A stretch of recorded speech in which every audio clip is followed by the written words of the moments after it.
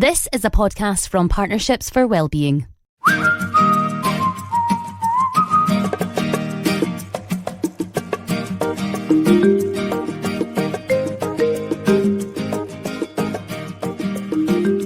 Hello and welcome to episode 25 of Ways to Wellbeing, coming to you from Partnerships for Wellbeing here in Inverness. I'm Jeff Zycinski, and my guest this time around is a woman who approaches the topic of well-being with the firm belief that laughter is one of the best medicines. Natalie Gilray is the power behind the smiles at Lighten the Load, and she describes herself as a laughter yoga professional, a life coach, and so much more. Natalie, welcome to the podcast. So most of us will have heard of yoga, but what on earth is laughter yoga? So the clues in the title, laughter. So laughter yoga started in India by a medical doctor called Dr. Kataria. And he was doing a research paper about laughter and all the amazing health benefits. And he decided to get a few volunteers together in a park and they would laugh. Because in India, a lot of people meet in the parks and go for a walk before they start their working day. It's a good way to just set you up for the day. So he thought, how brilliant if we get a few volunteers and we laugh and we'll feel better, it'll set us in a good mood. So each day more and more people came along, they were telling jokes, telling funny stories. And by the end of week 2, somebody was like, no, that joke is not funny, or it's the same person telling the same joke. Right. And Dr. Kataria was like, let me go back to my research, come back tomorrow. So what he discovered in his research is the fact that our body does not know the difference between pretend laughter and real laughter. Really? And you're still going to gain all the same wonderful health benefits. So he devised laughter yoga as easy exercises that we can do, so it doesn't rely on humour or comedy or jokes.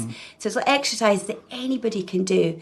And the reason that we have yoga in the title is Dr. Kataria's wife is a yoga teacher. Right. And we do some breathing exercises, and that's what readies our body and prepares our body for even more laughter. Well, you know, I tell you why I believe this is true, and there must be some scientific basis to it, is that once a year I go to get my blood pressure monitored, and there's a thing called white coat syndrome you might have come across. Right. Yes. So when I go into the nurse's office, my blood pressure always reads high, and it's not a carry-on movie, you know. My blood pressure always reads high in the surgery, so they give me a monitor to take home and measure my blood pressure for a week.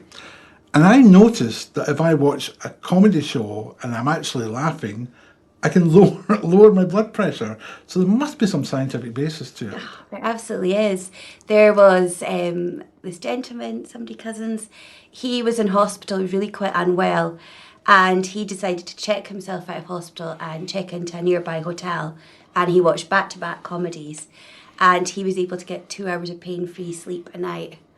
So there are so many studies that are showing that, you know, it's good at relaxing the body, boosting your immune system, especially through COVID. So many laughter yoga classes went on to Zoom. People all over the world were doing it because obviously with COVID it was a very respiratory thing with the breathing.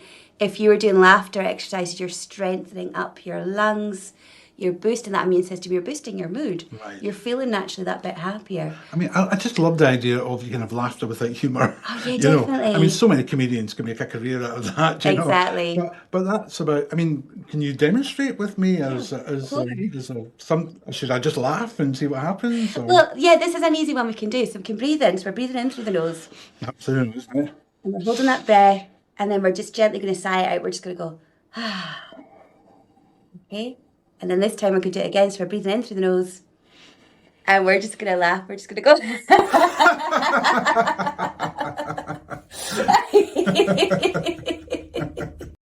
So now I'm laughing because you're laughing. It's real laughter or fake laughter I'm doing, but the body doesn't care. It was fake to begin with. It became quite real.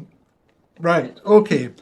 Let's talk about the yoga element then. Is it just part of the name, or is there a yoga element as we understand it? You know, because we imagine yoga as people on mats or sitting in the lotus position. Are you quite far away from that model? Yeah, I've had so many serious yogis that have come to my class with their yoga mat under their arm, and I'm like, oh dear, we don't do any poses. The yoga aspect is breathing. So it's yogic breathing that we do between some of the exercises. And it's just sort of calming us down, settling us between all the laughter. And it's also a good way of preparing our lungs for even more laughter. So it's such a good thing. So there's no poses. Yeah, I'm liking this because I'm a wee bit cynical about yoga, right? Not because I do believe the meditative element of it is good for you, the physical, anything that involves any kind of, changing your body shape and things, it must be good physically for you. But so many people I know that are into yoga are also into slightly supernatural elements, like they can see your aura and things like that. Yeah. Do you have any of those? Tell me you don't believe in. I'm probably a tiny bit woo-woo, but a lot of people in the community aren't so much. It really is just about that healing power of laughter. And laughter yoga, it's a movement all over the world, and it's all about love, and we're laughing for world peace. Yeah. That's what we firmly believe. Well, you see, you mentioned love. So when I was in my 20s, I was going out with a girl who was very much into yoga and spiritualism and crystals and everything else. And she told me, because I was a young, arrogant, cynical journalist at the time, she said that my aura was deep black. Oh. Deep black. So for the rest of my life, I've been trying to move upward through the colour spectrum. Yes. And I met someone recently who said I was kind of purple. Oh, okay. So that's got to be that has to be improvement, definitely. Okay, so how did you get into laughter yoga, laughter therapy? Yeah, by accident. I was a newly qualified social worker, and I was tasked with organising a team development day. And I just thought, let's try and do something fun. So I've Googled, I don't even know what I Googled, but I came across laughter yoga. And although we couldn't bring this lady to our team development day, she was coming up to Inverness later that month. A mental health charity had sponsored her. So I took all my team with me. And we went to this laughter yoga evening at Eden Court, and it was one of these evenings that just stuck with me, because I was in a good place in my life, so I felt quite happy, and the laughter came quite freely. But you can feel quite self-conscious when you're laughing. And this evening just sort of broke that down. A lot of us were strangers in the room, and we were just laughing and just joyful, and it was just beautiful. And some of the exercises, like there's one that we do, very good, yay, very good, yay. And it just sort of, it gets us to find our inner child and just be more playful and joyful. Yeah. So that exercise stuck with me forever, like literally for a couple of years after. So I always thought about the experience and how joyful it made me feel. And then fast forward a few years after that, I was feeling really quite stressed and overwhelmed. In your job as a social worker? Yeah, definitely. Yeah. And I got the offer to go and train to be a laughter yoga leader with the lady who'd met from Glasgow. So I did. I went down to Glasgow, and I remember it was 2 days training, and the first day the laughter was so forced, and it was hard, and I was in a really bad place, I suppose, and it just felt like effort. And when I went back to the hotel that night, I cried so much. It just opened all these feelings that I suppose I was bottling up. Yeah. And then the next day, I was like pretty much skipping. I was like so joyful, and it was just so light, and I just felt great. And I knew when I got the train back up to Inverness, I thought my life has changed. Yeah. I just knew in that moment that things what age were you then? What point? Oh God, what am I? Towards mid-30s. I mean, a lot of people make decisions about careers at that point, but you talk about a kind of feeling of burnout at that point in your career as a social worker. How did that manifest itself? I think if before that, I'd been a single mum for 10 years, and I was working full time, and I'd studied 2 degrees, and I think just life was just catching up with me, and I was just exhausted. And I mean, I loved being a social worker. It was so rewarding, making a difference in people's lives, but it's very stressful, and there's quite a lot of negativity that's unfairly put on social workers. And I was starting to experience panic attacks, anxiety, struggling to sleep. And I just thought something has to change. So I still carried on as a social worker for quite a few years after becoming a laughter yoga leader. But it just sort of helped my healing. I just felt like I coped better. You'd find me in the car park laughing in the car. And that was just a way of just calming me down and just sort of changing, my mindset, and it just felt that bit healthier. Yeah. Well, you talked about making a difference as a social worker. Yeah. As a laughter therapist, do people tell you you've made a difference to their lives? Yeah, definitely. It was a few years ago, I got invited to do laughter yoga at a retreat for adults with mental health, physical and learning disability and dementia, and their unpaid family carers. And it's not often, I know that as from a social worker, it's not often you have the family carers sharing a retreat, a respite retreat. And it was magical. I had one lady actually fall asleep. Right. So we have a wee meditation bit at the end. She fell asleep and I didn't take it personally. She's like, I don't remember the last time I felt so calm and so relaxed. Another lady told me she couldn't remember the last time she laughed. And there were some young adults with learning disability. They'd never met each other before, nervous going into the class. And by the end of it, they were linked arms, like laughing to the next workshop. It was one of the best experiences of my laughter yoga journey so far. It was just so healing. And there was a gentleman actually who was non-verbal in a wheelchair. And I remember saying to his mum, how do I know if he enjoyed it? And she was like, his eyes were open. Yeah. And that was a sign, because we all laughed around him and he was very part of it. And she's like, if he didn't, he just would have closed his eyes. So that was magical. And if you think about dementia, you might have difficulty finding words, but we all know how to laugh. And laugh is like one of the earliest forms of communication. Yeah. And that's just beautiful. Do you know, what's jumped out there is that phrase, that woman who said, I can't remember the last time I laughed, I mean, research says that we should be doing at least 10 minutes of belly laughing every day to get all the wonderful health benefits. And a 10-minute belly laugh is like the equivalent of half an hour on a treadmill. I'd rather be laughing, but when was the last time you laughed for 10 minutes belly laugh? Yes. We have short bursts of laughter, but I think as adults, we always try and like children, they laugh so easily. Things are so funny and they laugh. Whereas adults, we get too much in our head. Is it funny? Yeah, is it an appropriate place to laugh or appropriate time?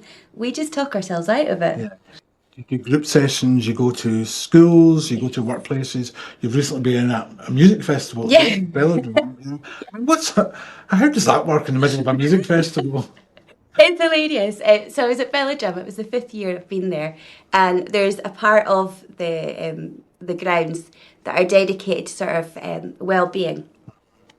So every year I do my laughter yoga, and more people seek us out, and it's brilliant. So it's a shortened version of my normal class. We don't do a guided meditation at the end. It's literally all about the laughter. And what better way for a festival? Because you're with your friends, you're with your family. Yeah. It's such a happy, high energy, fun thing. So they just come along, laugh for half an hour, and then carry on. It's amazing. Brilliant. Absolutely amazing. And I love it. The first year, they pitched it towards children. I'm like, no, it's the adults that need it the most. So now it's 90% adults come to the sessions, and it's fantastic. Brilliant. Okay, well, we can't leave without having another go at the laughing, so I'll see if I can remember your earlier teachings. So it begins with a breathe through the nose. Mm-hmm. And then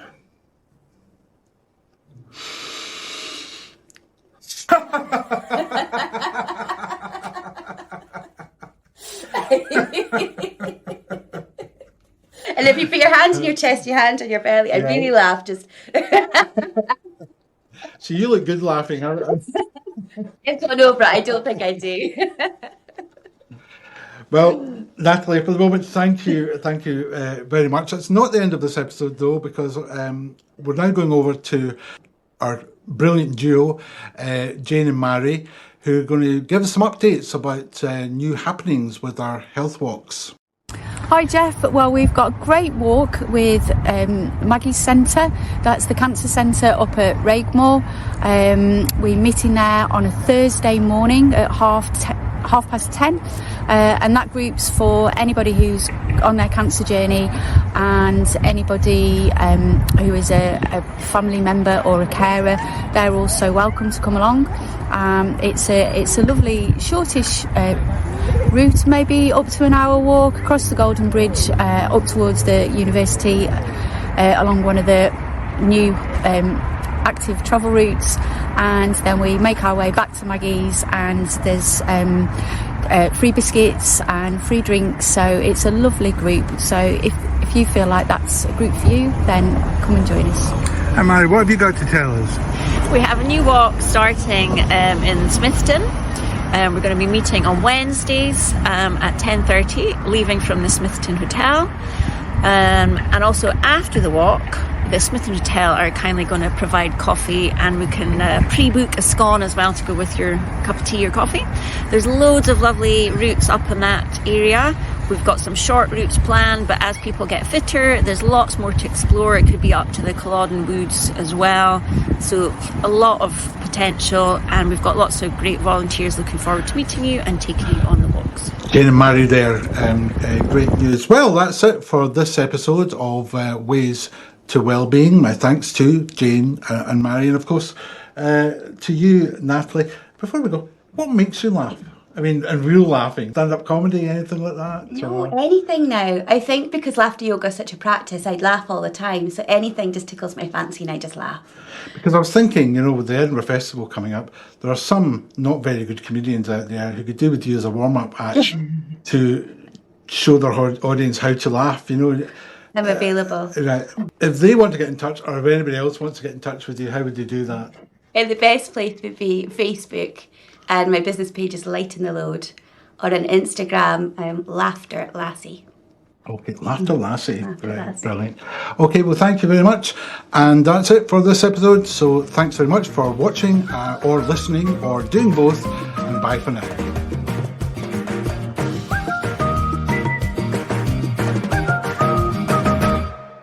Ways to Wellbeing is produced in Inverness, Scotland by Partnerships for Wellbeing, a registered charity.